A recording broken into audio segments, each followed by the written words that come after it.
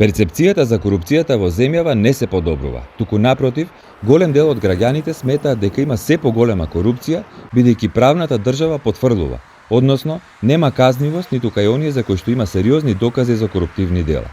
Според последниот индекс за перцепција на корупцијата, што го изработува Transparency International, Македонија има само 1 поен повеќе од лани, односно од 39 на 40 на скалата каде што 100 означува најмало ниво на корупција, а најблиску до ова ниво е Данска со 90 поени. При тоа, 6 од 7 параметри кои што го сочинуваат овој индекс покажуваат влошување на состојбите со корупцијата кај нас. Во објаснувањето од Transparency International за непроменетата состојба во споредба со годината претходно, пишува дека тоа е и поради недостигот на интегритет при изборот на клучните фигури во судството. За да обезбеди одговорност и да покаже вистинска волја за борба против корупцијата, владата мора соодветно да обезбеди ресурси и да дозволи независност на Комисијата за спречување на корупцијата и на институциите одговорни за истрага на корупцијата и организираниот криминал. Една од областите кои што се најподложни на корупција се јавните набавки, попознати во јавноста како тендери. Поради корупцијата во трошењето народни пари преку тендери, граѓаните плаќаат многу поскапи јавни добра и услуги од реалната вредност, а за возврат добиваат полош квалитет од договорениот. За сметка на тоа, дел од парите што ги преплатуваме завршуваат во нечии приватни џебови. Во Европа корупцијата ги поскапува јавните набавки на стоки и услуги во просек за 13%. Во земји како Македонија, каде корупцијата е многу пораспространета, овој процент е и многу повисок. Само лани, преку јавни набавки се потрошиле речиси 1 милијарда и 100 милиони евра, што е четвртина од целиот буџет. За тоа колкава е корупцијата во јавните набавки денес, разговаравме со Герман Филков, експерт во оваа област, кој што преку Центарот за граѓански комуникации веќе 15 години врши мониторинг на тендерите. Можам слободно да кажам дека корупцијата во јавните набавки денеска е широко распространета, а не помалку од тоа што беше вчера или завчера, и според мерките што се преземаат, верувам дека и утре ќе биде иста состојбата. Она што се случува во јавните набавки е една состојба на непроменливост, во смисла да се направи некој поголем ичекор кон, да кажам, почесни јавни набавки. Се уште околу 94% од набавките се спроведуваат со критериумот најниска цена, што не секогаш гарантира дека ќе го купите најдоброто за парите што ќе ги потрошите. Во комбинација со околу 90% од набавките со електронска аукција, што значи дополнително стимнување на цените надолу, овие два критериуми заедно, да кажам, гарантираат корупција.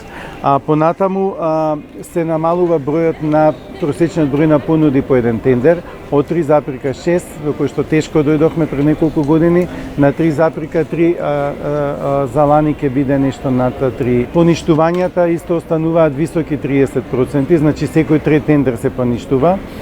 Не секогаш ние веруваме и од мониторингот што следиме дека тоа не секогаш се прави, бидејќи мора да се поништи, туку сомнежете се дека некогаш се поништува кога нема да ни успее математиката, односно нема да го добие тендерот тој што ние би сакале да го добие.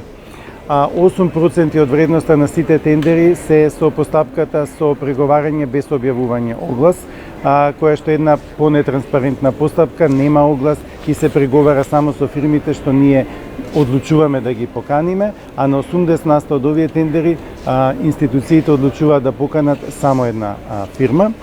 Понатаму концентрацијата на фирми е висока. 10 фирми земаат 20% од целиот колач на јавни набавки, или 20 фирми земаат 30% од сите јавни набавки, и еден последен податок во оваа низа ќе кажам, 13%, што е нешто повеќе од 10.000 понуди, се отфрлаат во фазата на евалуација, што значи воопшто не влегуваат во конкуренција за тендерите. Ова се само, да кажам, крупните бројки, крупните работи поради кои сметам дека корупцијата во јавните набавки се уште е широко распространета. Загрижувачки според Филков е што низ годините на постојан мониторинг на јавните набавки не се забележува речиси никаков напредок во борбата против корупцијата при трошењето народни пари, иако властите декларативно се залагаат за тоа, па дури се назначи и посебен вице-премиер за таа намена. Корупцијата е страшна појава, со самото тоа значи дека уште пострашни треба да бидат мерките кои што се преземаат за да се бориме против неа, такви мерки не гледаме. Значи, има постојано по некои, да кажам, активности во таа насока, меѓутоа никако на едно системско ниво.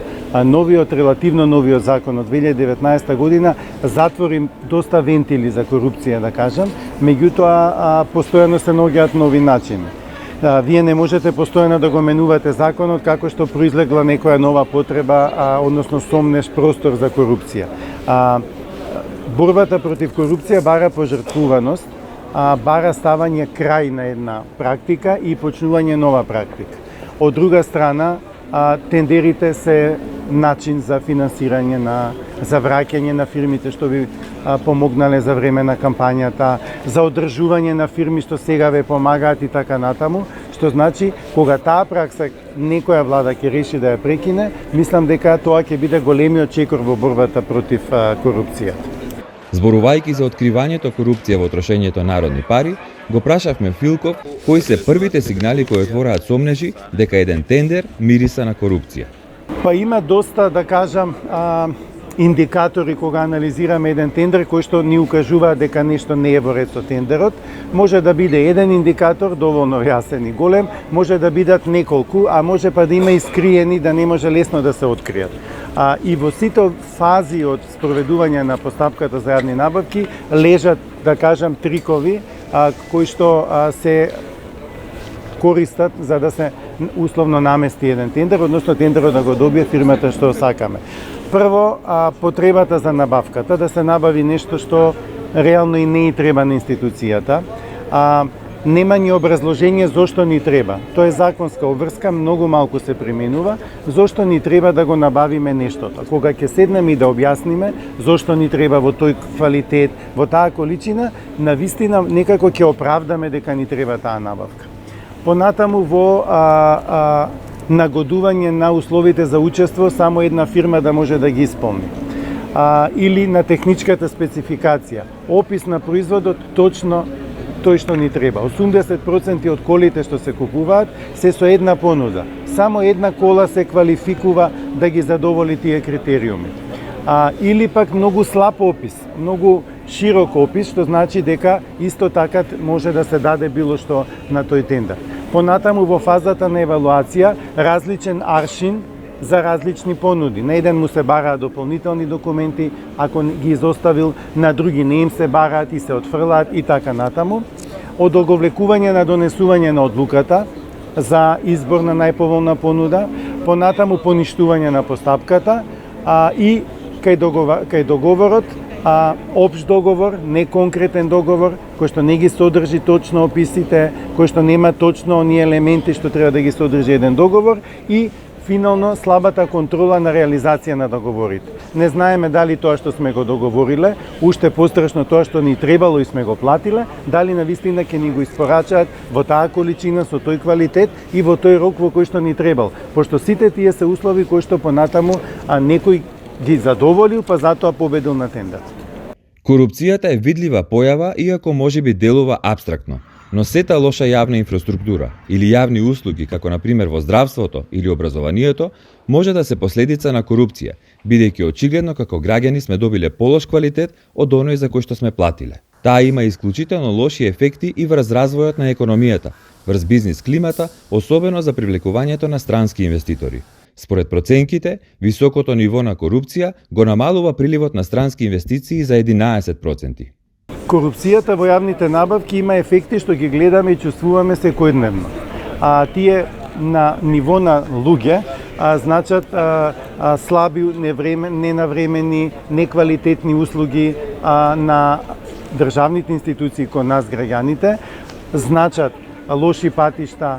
Денеска асфалтирана улица за неколку месеци, по првиот пореен дожд се јавуваат дупки.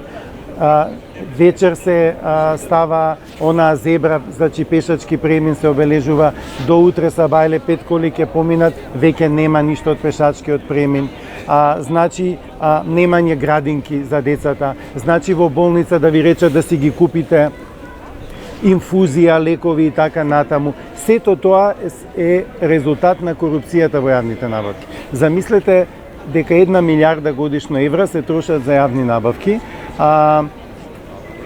се проценува дека околу 20% е корупцијата, зема корупцијата од тој дел. Значи годишно, еве само во Македонија, околу 200 милиони евра, место да завршат во улици, патишта, чаршафи, храна, во болници и така натаму, осветлување, завршуваат во некој приватен джеб. Тоа е, да кажам, големата слика за цената на корупцијата во јавните набавки.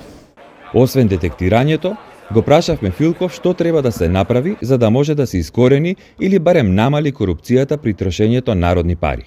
Треба веднаш да се зголеми и подобри, унапреди, засили контролата врз јавните набавки на сите нивои и од сите институции што се вклучени во процесот кој што им овозможува да прават контрола врз јавните набавки. Понатаму мислам дека институциите тоа требаше да го направат, некои го направија површно, некои не го направија, да воведат јасни внатрешни правила како се спроведува еден тендер, односно да ги офатат оние работи и празнини кои што не се офатени со законот. Законот не може да пропиши се, тоа што во законот има простор за некакво дискрециско делување на институциите, на индивидуалци, на раководители, да се опише во законот како тоа треба да се направи и на крај мислам дека казните, односно неказнивоста да престане. Од тука повторно апелирам до сите институции вклучени во процесот, бидејќи борбата против корупција во јавните набавки е замислена така да бара систем. Знаете, кога еден систем како запчаник врти и ако еден запчаник нема, а не па повеќе, не може да тој систем да функционира. Од тука секоја треба да се извршува својата улога, не само една или две институции, сите, за да може да се стави крај на буквално широко распространетата корупција во јавните набавки.